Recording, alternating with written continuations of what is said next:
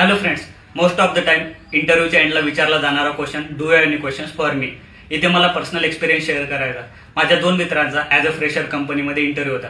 पहिल्या मित्राचा technical round खूप चांगला गेला होता आणि ॲट द एंड त्याला इंटरव्ह्यूअरने क्वेश्चन विचारला, do have any questions for मी.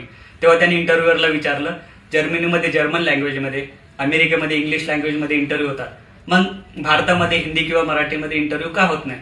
तेव्हा इंटरव्ह्यूअरने त्याला आन्सर दिले की आपण इंग्लिश एक प्रोफेशनल लँग्वेज म्हणून प्रिफर करतो आणि आपले most of the client foreign असतात, त्यामुळे पण आपण इंग्लिश एक प्रोफेशनल लँग्वेज म्हणून प्रिफर करतो.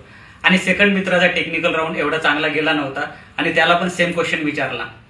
तेव्हा त्याने इंटरव्ह्यूअरला विचारले, जर मला या कंपनीमध्ये काम करायला चान्स मिळाला तर माझ्यासाठी चॅलेंजिंग पार्ट काय असेल जो की मी आतापासून ओव्हरकम करू शकेल?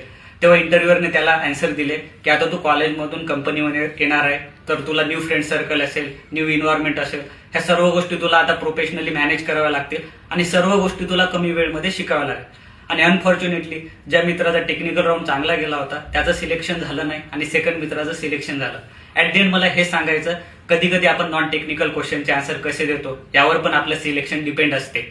यामध्ये इंटरव्ह्यूअर तुमच्या कॉन्फिडन्स, ऑनेस्टी, कम्युनिकेशन सर्व गोष्टी जज करतो.